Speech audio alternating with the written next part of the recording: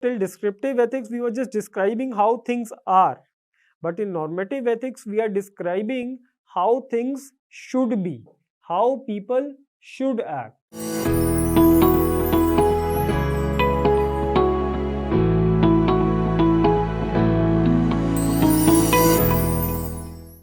Now we will try to tell people or to tell this world that how things should happen.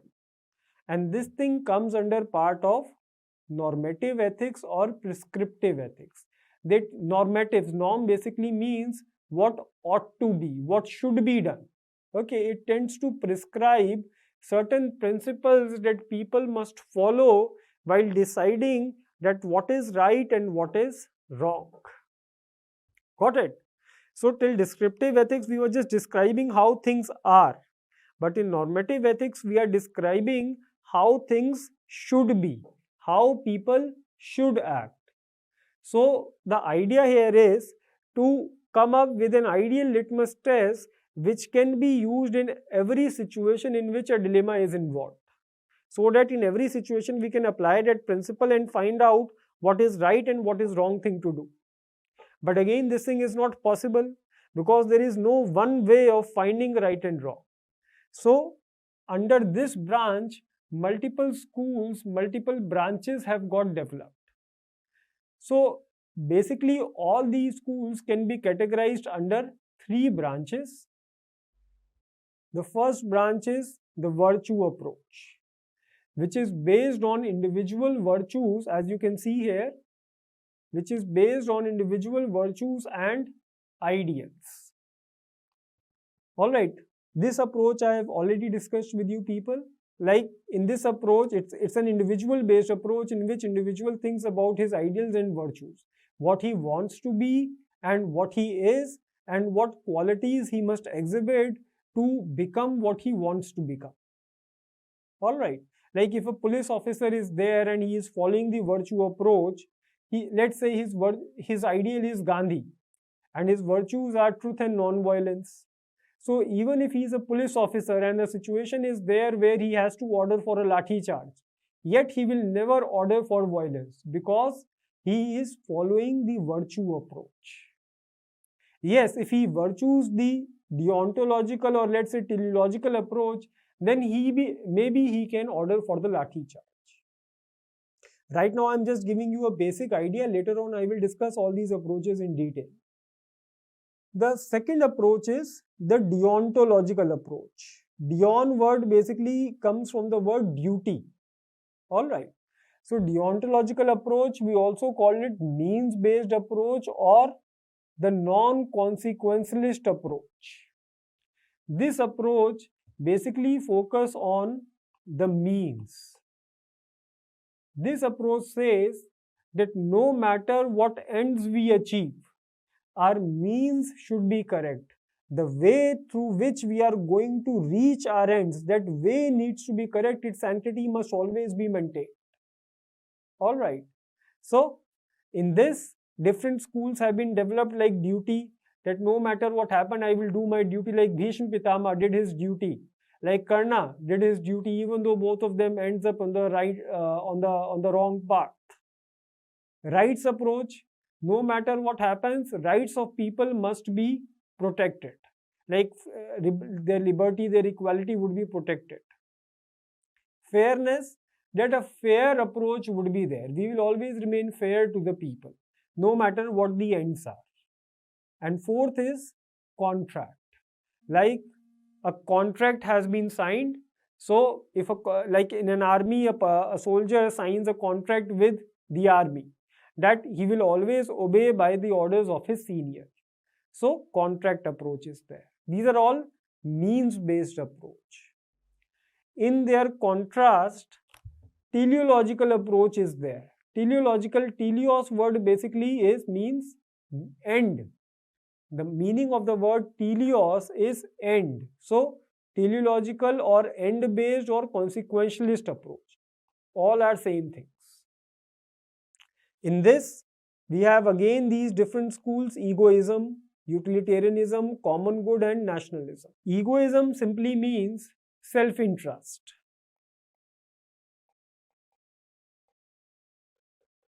All right. Like, what is there in my self interest? Egoism says that people behave ethically because it is in their self interest only.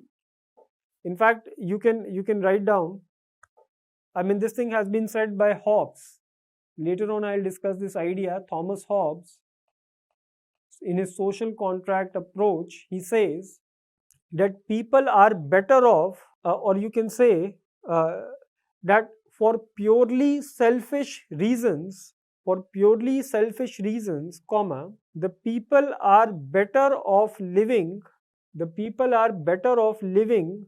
in a world with moral rules than one without moral rules. All right, so it is in our own interest that we behave ethically. Suppose if every person starts breaking red lights, so one day you may also get involved in accident because of some others mistakes, so you will also be harmed. So it is better for you that every person follow traffic rules. So egoism. Utilitarianism says maximum good for maximum number of people. This I will discuss later on. I mean, because ethics leads to the maximum good for the society, that is why it is ethical. Common good, like certain common goods are there, like clean air, like public transport system, like healthcare facilities, education system. So their health must be maintained. And finally, nationalism. It put nations at the center. Like you have seen that movie Razi. So in that movie, there's a dialogue that Vatan ke aage kuch bhi nahi. It means that nothing comes before nation. So nationalism approach is based on this only, that whenever we are making a choice, whenever we are taking an action, we will always put nation first. Anything which is good for our nation is ethical.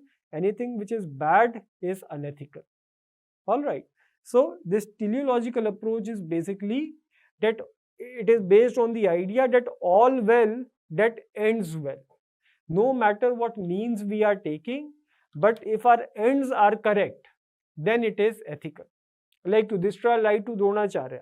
He used wrong means to achieve the right end of establishing dharma in the society. So, as per teleological approach, this thing is correct, this thing is ethical, but not as per the deontological approach. Deontological approach says that he should never have lied, even if it leads to loss of war. If he lies, then there is no difference between Duryodhana and Yudhishthira. They are all like same. Okay. So, normative ethics. Apart from that, some other principles are also there which we are going to discuss in our moral philosophy classes. Like, you can write down few lines here, that normative ethics is a search for an ideal litmus test of proper behavior, and thus try to prescribe various norms which should be followed by people to remain ethical. Like there is a golden rule given by Confucius. Confucius, he is a Chinese scholar. So Confucianism, the school is also there in it is followed in China. So you can write it. What this golden rule says, that we should do to others what we would want others to do to us. All right. I mean, if we want other people to be honest with us, so we also have to be honest with them. If we want others to keep their promises, we also have to keep our promises. So this is what golden rule of Confucius says. Same thing, in fact, the same idea has been given in Mahabharata also. Mahabharata, in its 12th chapter, Shanti Parv, it says, you can write down one line, that what is not good for me would not be good for others also, comma, because others are like me in every aspect. Because others are like me in every aspect. Got it? So this basic dimension of moral philosophy, normative or prescriptive ethics, try to come up with different principles, like principles of justice. Like in this deontological approach, only multiple schools are there. Like the contract approach, I told you these, duty approach is there. So different schools are there which would be applied in different circumstances. How they would be applied, this I will discuss later on in ethical dilemmas and case studies. So right now I am just exposing you to different ideas, but with more and more classes, all your problems will also start getting resolved. All right. So right now, if questions are coming to your mind, then it is really good. Right now, I just want to bombard your mind with multiple questions and dimensions.